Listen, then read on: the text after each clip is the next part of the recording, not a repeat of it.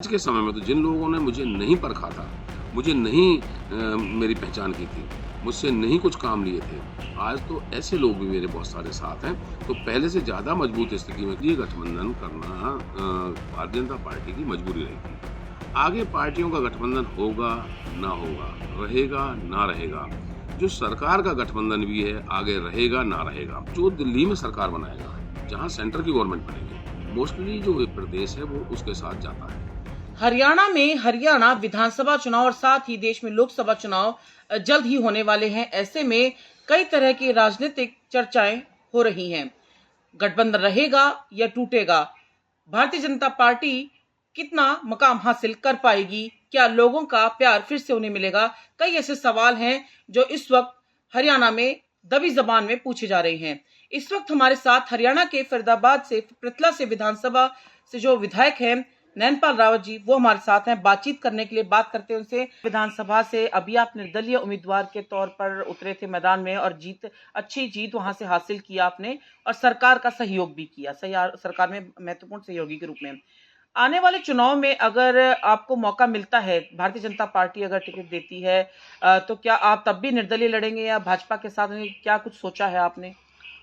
देखिए, मैंने इस 2019 के चुनाव से पहले 2009 और 2014 का चुनाव भारतीय जनता पार्टी के टिकट पे लड़ा था और जिसमें मुझे असफलता हासिल हुई थी। इस बार मेरा टिकट कटा और इंडिपेंडेंट जीतने का मौका मिला। लेकिन जो मेरी फर्स्ट प्रेफरेंस है, मेरी पहली पसंद भारतीय जनता पार्टी होगी और उसके बाद मैं शायद ही किसी अन्य पार्टी से टिकट लूँ। मैं इंडिपेंडेंट लड़ना ज़्यादा पसंद करूँगा क्योंकि मेरे भी कुछ उसूल हैं। जगह जगह ना आदमी जाकर के खराब होता है। जब परमात्मा और जनता आपके साथ है तो जो विजय है वो आपको मिलना निश्चित हो जाती है। और जिस प्रकार से मैंने मेरे क्षेत्र के लोगों के साथ एक पारिवारिक लगाव रखा है, एक आत्मिक लगाव रखा है और आत्मिक लगाव के साथ जो उनके लिए मैंने किया है, रात और दिन उनके दुख में सुख में, शायद ही कोई एमएलए होगा जो बनने के बाद जनता जनार्दन के लिए इतना सोचता हूँ। मैं अपनी तारीफ ऐसे ही नहीं कर रहा, ये आने वाला चुनाव भी बता देगा क्योंकि जनता जनार्दन सब आपस में बातें करती है और आज 4 साल बाद भी जनता जनार्दन उसी प्रकार मेरे साथ खड़ी हुई है जो 2019 से पहले थी और जो 2019 में थी। और मैं समझता हूँ कि आज के समय में तो जिन लोगों ने मुझे नहीं परखा था, मुझे नहीं मेरी पहचान की थी, मुझसे नहीं कुछ काम लिए थे, आज तो ऐसे लोग भी मेरे बहुत सारे साथ हैं। तो पहले से ज़्यादा मजबूत स्थिति में, क्योंकि 4 साल के अंतराल के बाद जो एमएलए अगर काबिल नहीं होता है तो उसको जनता छोड़ के भाग जाती है। जी, आज परमात्मा की कृपा से और मैं मेरी जनता को भगवान मान करके उनकी पूजा भी करता हूँ, उनकी अर्चना भी करता हूँ, उनके काम भी करता हूँ। जी बिल्कुल।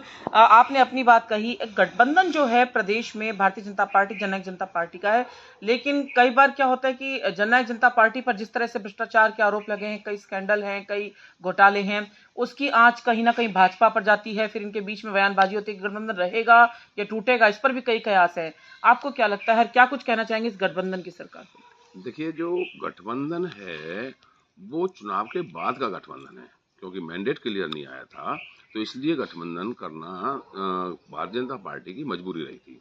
आगे पार्टियों का गठबंधन होगा, ना होगा, रहेगा, ना रहेगा। जो सरकार का गठबंधन भी है, आगे रहेगा, ना रहेगा। ये भारतीय जनता पार्टी के, क्योंकि वही बड़ी पार्टी है, लार्जेस्ट पार्टी है।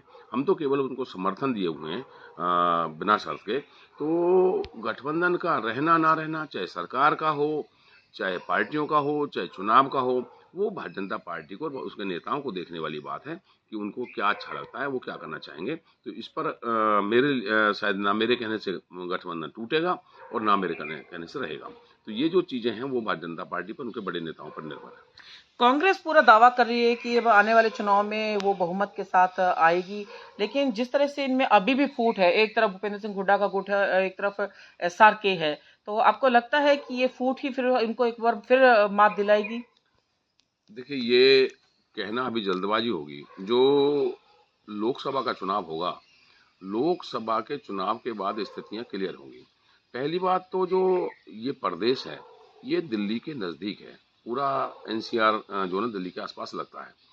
तो जो दिल्ली में सरकार बनाएगा, जहाँ सेंटर की गवर्नमेंट बनेगी, मोस्टली जो ये प्रदेश है वो उसके साथ जाता है। क्योंकि हरियाणा का वोटर मैंने कहा था बहुत पढ़ा लिखा है, समझदार है। और जहाँ तक कांग्रेस की बात है, ना केवल उसमें फूट है, और कांग्रेस को जो 70 साल की आज़ादी के बाद ज़्यादातर जो राज है वो कांग्रेस के समय में हुआ। किस प्रकार के भ्रष्टाचार, किस प्रकार की सरकार इन्होंने चलाई है, इन्होंने किए हैं, वो सब जग जाहिर है। क्योंकि अगर मैं पार्टी और सरकार की बात करूं कांग्रेस की, तो इन्होंने केवल ये कुछ लोगों तक सीमित रह जाती है, अपने यार, अपने रिश्तेदार, नेताओं के रिश्तेदार, नेताओं को आगे बढ़ाना। मतलब सारा जो चीज है वो हमारा प्रदेश का हर जन जानता है, हर व्यक्ति जानता है। तो मुझे नहीं लगता कि कांग्रेस को कोई दोबारा प्रदेश का व्यक्ति चांस देगा, तो प्रदेश का वोटर चांस देगा।